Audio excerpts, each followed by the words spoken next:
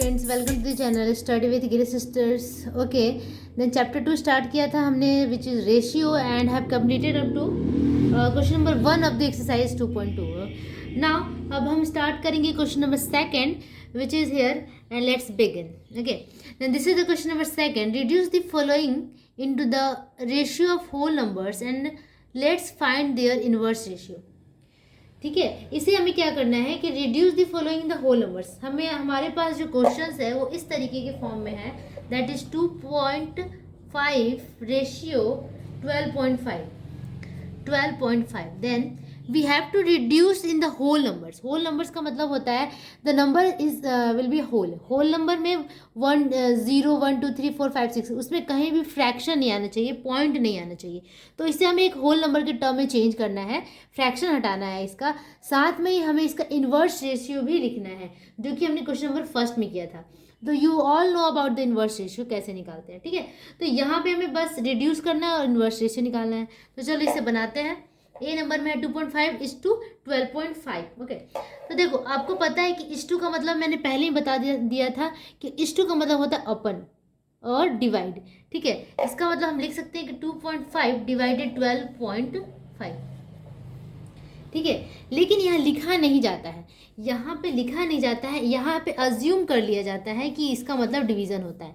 तो हमें क्या करना होगा कि 2.5 में से पॉइंट हटाएंगे तो यहाँ नीचे 1 के बाद 0 लग जाएगा. जब भी पॉइंट के बाद एक डिजिट हो तो यहाँ पे 1 पे एक 0 आता है. अगर पॉइंट के बाद 2 डिजिट होता, कुछ भी कोई भी नंबर होता, तो यहाँ पॉइंट के बाद 2 डिजिट है तो यहाँ पे 1 के बाद 2 0 बैठ जाता. ठीक है, यही एक नियम होता है. अब यहाँ पे 1 पॉइंट है तो 10 लग गया. यहाँ पे भी पॉइंट के बाद एक ही डिजिट है तो 125 डिवाइडेड 10. 10 से 10 ये पूरा कट जाएगा. तो क्या हो जाएगा, देखो डिवीज़न में से कटता है तो कट जाएगा नीचे नीचे. मैं आपको इसको भाग करके भी दिखा दूँ, डिवीज़न करके भी दिखा दूँ. 25/10 अगर डिवाइडेड 125/10 इस तरीके से होता है तो 25/10 मल्टीप्लाई में जब चेंज करते हैं तो 10 ऊपर चला जाता है और ये नीचे. ठीक है, ये इन्वर्ट हो जाता है. अब ये ऐसे ये कट गया. उसी तरीके से हमने यहाँ से यहाँ डायरेक्टली काट लेंगे. 25:125 हो गया. अब हमें क्या करना है कि ऐसा टेबल लेना है जिसकी टेबल में दोनों चीज़ें आ जाए, 25 भी आ जाए और 125 भी आ जाए. तो वो कौन सा होगा, ऑब्वियसली 25 की टेबल से दोनों कट जाता है. 25 ऑन ज़ा 25 एंड 25 5 ज़ा 125. Then the answer will be 1:5. तो इस तरीके से हमारा रिड्यूस भी हो गया और ये यहाँ से फ्रैक्शन हट के ये एक कैसे फॉर्म में आ गया, एक होल नंबर के फॉर्म में आ गया. अब आगे क्वेश्चन में कह रहा था कि let's find the inverse ratio. एक बार मैं देख लूँ कि इनवर्स रेशियो निकालना है कि नहीं. हाँ, तो इनवर्स रेशियो इसका निकालना है हमें, इनवर्स रेशियो. ओके, तो इसका इनवर्स रेशियो क्या होगा, इसमें करना क्या होता है, बस इसको इंटरचेंज कर देना होता है 5:1. then the inverse ratio is 5:1 and this is the required solution. Okay, अब हम करते हैं next question number B. Next question is B and C. Okay, the question is over there. 5/8 is to 7/16. Okay, मैंने पहले ही बता दिया था इस टू का मतलब डिवीजन होता है. नीचे नीचे भी काट सकते हैं और ऊपर ऊपर भी, जब भी इस तरीके की फ्रैक्शन के टर्म में हो. ठीक है, डिवीजन इस तरह के फ्रैक्शन के टर्म में हो, समथिंग अपॉन समथिंग. ठीक है, इस तरीके के टर्म में हो तो हम ऊपर ऊपर काट सकते हैं और नीचे नीचे काट सकते हैं. लेकिन यहाँ पे देखो कि 5 से 7 नहीं कटेगा, बट 8 से 16 ईजिली कट जाएगा. तो हम क्या लिखेंगे, 8 2 ज़ा 16 होता है. इसका मतलब कि 8 के टेबल में 8 आया 1 टाइम में, 7 तो जगह का त्यों रहेगा एज इट इज, एंड 16 को 8 2 ज़ा 16. ठीक है, अब यहाँ इस तरीके से हो गया. अब यहाँ पे देखो कि इस तरीके जब भी इस टू रहता है तो इसके बहुत सारे रूल्स होते हैं छोटे छोटे, जो आपको रिमेंबर याद करने होंगे. ठीक है, अब यहाँ पे देखो कि ये अपन के फॉर्म में है, मतलब कि एक फ्रैक्शन के फॉर्म में है. ठीक है, ओके, तो यहाँ पे ये एक तरीका होता है, रूल होता है कि जब इस तरीके से हो तो यहाँ क्रॉस मल्टीप्लाई करके हम इसे इसका जो ये वाला जो टर्म है अपन को हटा सकते हैं, इसको फ्रैक्शन से नॉन फ्रैक्शन में चेंज कर सकते हैं. तो इसको क्रॉस मल्टीप्लाई कर दो आप. 5 2 ज़ा 10 is to 7 1 ज़ा 7. तो ये कितना हो गया, 10:7. ओके ओके, अगर आप इसको समझने में अनेबल हो, समझ में नहीं आ रहा हो, तो मैं एक दूसरा ट्रिक भी आपको बताती हूँ. आपको सिंपली क्या करना है कि अगर इस तरीके से है 5/8 इज टू 7/16 है, तो आप इसको इस तरीके से लिख सकते हैं 5/8 डिवाइडेड, बड़ा सा डिवाइड का साइन, 5/8 7/16, ओके, क्योंकि इस टू का मतलब ही डिवीजन होता है, ठीक है। अब आप क्या करोगे कि 5/8 इस डिवीजन को लेंगे, इस डिवीजन को अभी नेग्लेक्ट करेंगे, इस बड़े वाले डिवीजन को लेके चलेंगे हम। तो जब भी डिवीजन से मल्टीप्लाई में चेंज होता है तो ये जो 16 है वो ऊपर चला जाएगा, ठीक है, 16 ऊपर और 7 नीचे, ये रूल होता है। अब हम क्या करेंगे, 8 2 ज़ा 16, तो कितना आ गया, 5 2 ज़ा 10, 10/7 दैट इज 10:7। अब आपकी मर्जी है, या तो आप इस रूल से करो या इस रूल से करो, ठीक है। मुझे ये ज़्यादा कन्वीनियंट और ज़्यादा इजी और कम टाइम टेकिंग लगता है, तो मैं इसको फॉलो करती हूँ, ठीक है। तो ये आपका हो गया, क्वेश्चन बन गया, क्योंकि अब ये आगे नहीं कटने वाला है, क्योंकि 7 के टेबल में 10 नहीं आता और 10 के टेबल में 7 नहीं आ सकता है, कोई भी कॉमन फैक्टर नहीं है यहाँ पे। तो हम क्या करेंगे, अब इसका डायरेक्टली इन्वर्स रेशियो निकालेंगे। Inverse ratio equals 7:10 and this is the answer. Okay, what is the answer? 7:10 is the answer. Okay, next question, 0.7:0.49, ठीक है। वही रूल फिर से अपनाएंगे हम। 0.7 है ना, तो जब ये पॉइंट को हटाएंगे तो नीचे 10 लग जाएगा, क्योंकि 1 के बाद एक ही डिजिट था, तो 1 के बाद एक 0, ठीक है। यहाँ पे इस टू का साइन, यहाँ पे देखो क्या होगा, पॉइंट के बाद 2 डिजिट है, पॉइंट हटाएंगे तो 1 के साथ में 2 0 लग जाएगा डिवीजन होकर के, ठीक है। अब हम क्या करेंगे, नीचे नीचे से कट, 10 10 से 100 हो गया, 10 1 टाइम्स में और ये 10 टाइम्स में कट गया। अब हम क्या कर सकते हैं, इसको सिंपली क्रॉस मल्टीप्लाई कर लो, या फिर ऊपर भी कट रहा है आपका, 7 7 ज़ा 49 और 7 1 ज़ा, ठीक है। अब हम क्रॉस मल्टीप्लाई कर लेते हैं, तो ये 10 1 ज़ा 10 इज टू 7 1 ज़ा 7, तो कितना आ गया, 10:7। अब इसका इन्वर्स रेशियो निकालते हैं,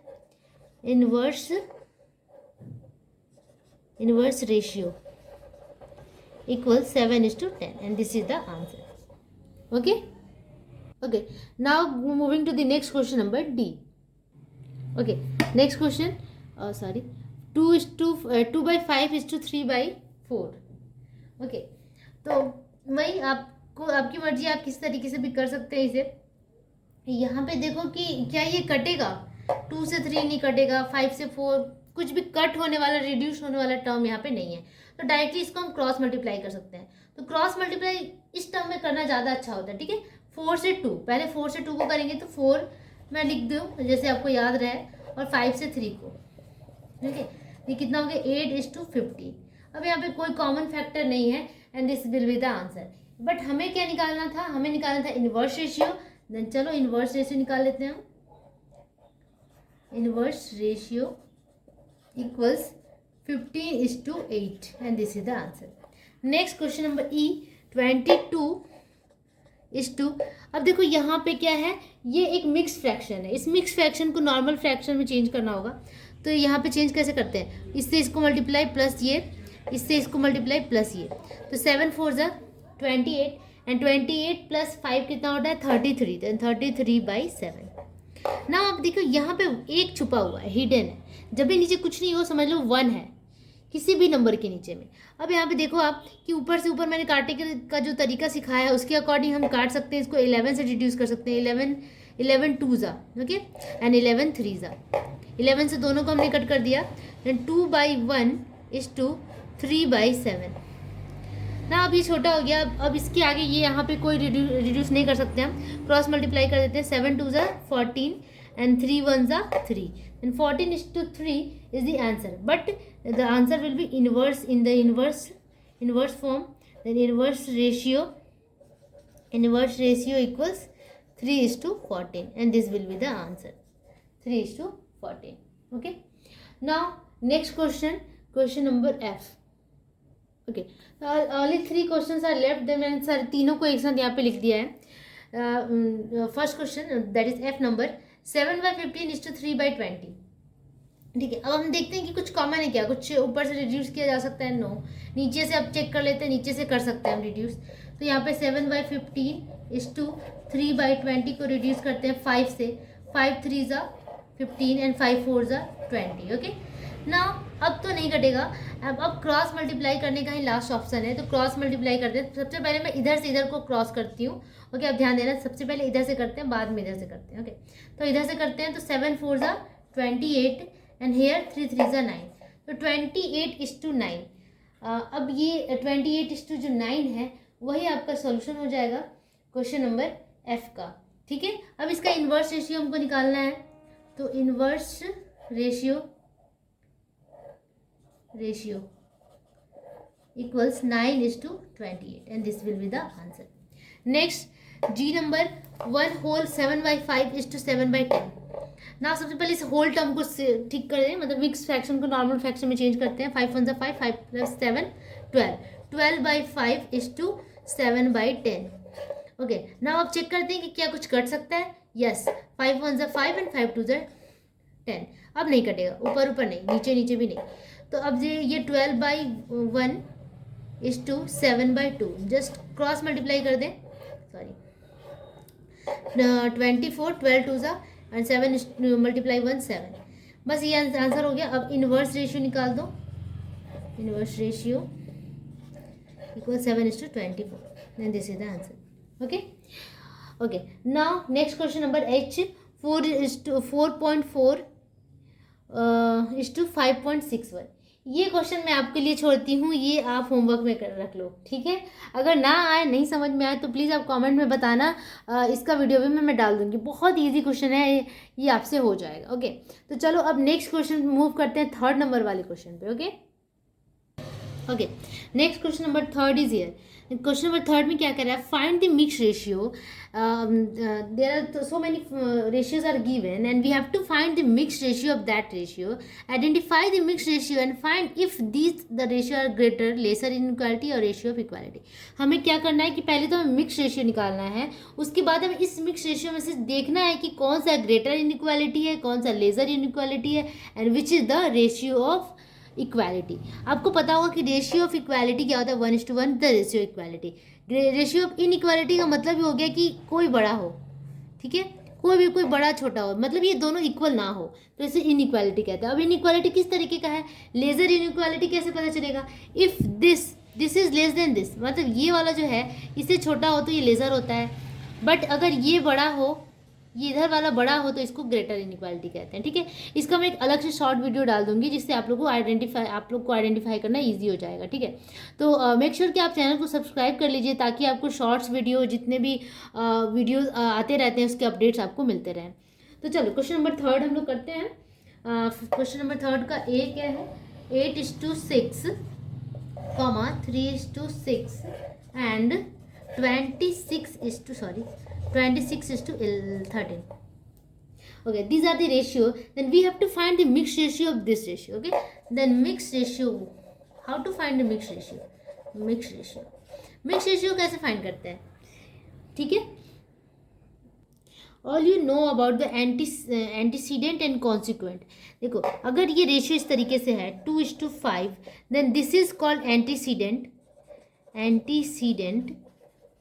and this is called consequent. Okay, consequent. Okay, अब इसे एंटीसीडेंट कहते हैं, इसको कॉन्सिक्वेंट कहते हैं। तो एंटीसीडेंट को क्या, सारे जितने भी रेशियोज है इसके एंटीसीडेंट्स को सबको एक साथ मल्टीप्लाई कर दिया जाता है मिक्स रेशियो बनाने के लिए।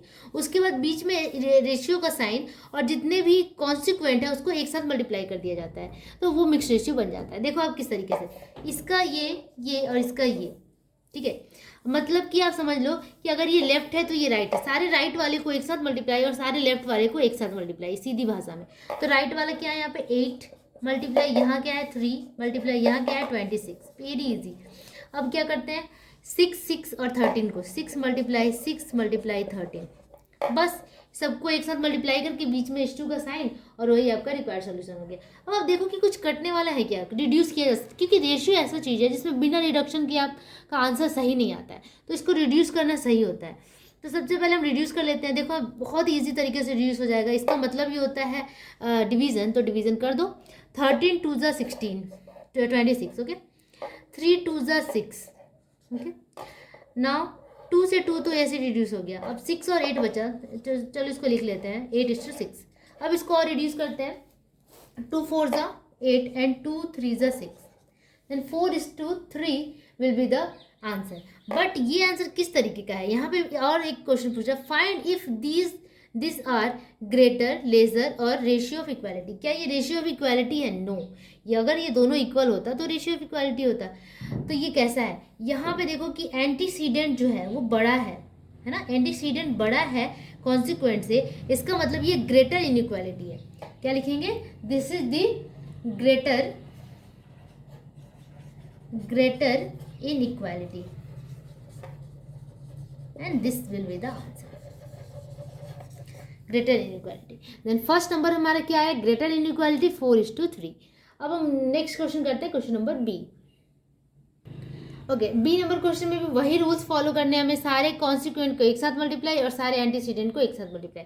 तो एंटीसीडेंट्स पहला वाला होता है, ओके, राइट हैंड साइड वाला, तो सारे राइट हैंड साइड को एक साथ मल्टीप्लाई करना है मिक्स्ड रेशियो बनाने के लिए। Mixed ratio equals 7/5 multiply 5/7 multiply 3 is to 3 multiply this 1/16 multiply this 16। Okay ना, अब यहाँ पे क्या करना है, यहाँ पे सबसे पहले आपस में देखो कि कुछ कट रहा है क्या। तो यहाँ से 5 से 5 कट गया, 7 से 7 कट गया। यहाँ पे आप देखो कि 3:3 मल्टीप्लाई, इसका होल पहले तोड़ दो, 16 1 जा 16 एंड 16 + 1 17/16 मल्टीप्लाई 16। यहाँ भी 16 से 16 रिड्यूस हो रहा है और भी कुछ नहीं हो रहा है, ठीक है। अब देखो कि इसके साथ हो रहा है कि नहीं, डिवीजन हो जा रहा है, 3 से 3 रिड्यूस, यहाँ क्या बचा 1, यहाँ सिर्फ 1 बचा तो 1 लिखेंगे। यहाँ पे 17 बच गया तो 1:17। अब ये कौन सा इनइक्वालिटी है, यहाँ पे एंटीसीडेंट छोटा है कॉन्सिक्वेंट से, तो हम क्या लिखेंगे? This is the lesser inequality, lesser inequality and this is the answer. Okay, now moving to the next question number C. Same question same rule, mix fraction find करना है हमें। Let's find the mix ratio equals सारे antecedents को multiply 8 multiply 7 multiply 22 इस 2 का sign, सारे consequent को multiply 13। Now just don't multiply it, सबसे पहले चेक करो कि इट विल बी रिड्यूसेस और नॉट, इट विल रिड्यूस और नॉट। तो चेक करते हैं 8 से 12, हाँ यहाँ से ये इजली कट हो जाएगा। तो 4 से कट करें, 4 2 जा 8 एंड 4 3 जा 12। ओके, अब और जाएगा नहीं, अब तो और नहीं जाने का चांस लग रहा है मुझे। तो अब सबको क्या करेंगे कि मल्टीप्लाई कर देंगे। ओके, अब कुछ भी रिड्यूस नहीं होगा तो सबको मल्टीप्लाई कर देते। 22 मल्टीप्लाई 7 मल्टीप्लाई 2 करने पे कितना आ जाएगा आपका? 308 आई थिंक इस 2। 5 मल्टीप्लाई 3 15 एंड 15 मल्टीप्लाई 13 195, ठीक है। अब आप देखो कि ये इक्वालिटी तो बिल्कुल भी नहीं आया, इनइक्वालिटी है। बस किस तरीके का इनइक्वालिटी है, यहाँ पे एंटीसीडेंट्स बड़ा है, इसका मतलब हम लिख सकते हैं कि this is the greater inequality. Greater, ये बड़ा होता है तो ग्रेटर कहते हैं, greater inequality. Okay, now next question number D. 2/3:5, 5/8:2। Okay, अब यहाँ पे देखो बीच में कॉमा का साइन है और यहाँ पे दो ही रेशियोज दिए हुए हैं, नॉट 3। यहाँ पे 3 था, कोई बात नहीं, हमें मिक्स रेशियो निकालना है, इजीली निकालेंगे। Mix ratio equals 2/3 multiply antecedent 7/8 consequent 5 consequent 2 multiply कर देते हैं। 2 पहले से इसको कट करो, 2 4 जा 8। ओके, यहाँ से कुछ नहीं जाएगा तो ये कितना है 7/3 मल्टीप्लाई 4 इज टू 5 मल्टीप्लाई 2। अब कुछ भी नहीं कटेगा क्योंकि ये ऊपर है, इसके नीचे 1 छुपा, ऊपर से ऊपर कुछ कटने वाला नहीं है, नीचे से कुछ नीचे कटने वाला नहीं है। तो इसको क्या कर देते हैं हम, क्रॉस मल्टीप्लाई, ठीक है। तो ये हो गया 7/12 इज टू 5 2 जा 10, क्रॉस मल्टीप्लाई कर दो, इसके नीचे 1 छुपा हुआ है तो इसका क्रॉस मल्टीप्लाई करने पे आ जाएगा। पहले इधर का करते हैं तो 7 1 जा 7 इज टू 12 10 जा 120। ओके, तो 7:120 ये इक्वालिटी तो है नहीं, इक्वल नहीं है दोनों, तो हम क्या लिखेंगे इसे, इनइक्वालिटी। बट किस तरीके का इनइक्वालिटी है, इस लेजर इनइक्वालिटी। कैसे? ये लेज़र इनइक्वालिटी इसलिए है क्योंकि इसका जो एंटीसीडेंट है वो कॉन्सिक्वेंट से लेस है, छोटा है, ठीक है। तो इसी तरीके से क्वेश्चन नंबर डी आपका कंप्लीट होता है और इसी के साथ ये क्वेश्चन नंबर थर्ड जो पूरा सीरीज था थर्ड का वो कंप्लीट होता है। नेक्स्ट वीडियो में मैं नेक्स्ट क्वेश्चन के साथ फिर से हाजिर हो जाऊंगी। तब तक के लिए प्रैक्टिस करते रहिए और चैनल को सब्सक्राइब कीजिए प्लीज़। अगर आप देख रहे हैं और सब्सक्राइब नहीं कर रहे हैं तो प्लीज़ सब्सक्राइब कर लीजिए, क्योंकि ये आपके लिए बहुत ज़्यादा बेनिफिशियल है। हमें जितना भी हमारा कोशिश है वो कामयाब तभी होगा जब आप देखेंगे, लाइक करेंगे, हमें इंकरेजमेंट मिलता है और आपका रिजल्ट अच्छा है तो सबसे अच्छी बात है। ओके, तो देखिए keep practising and keep watching, don't forget to share and subscribe. If you want to follow me personally, you can message me on my Instagram and check out my description box. Okay, then bye bye.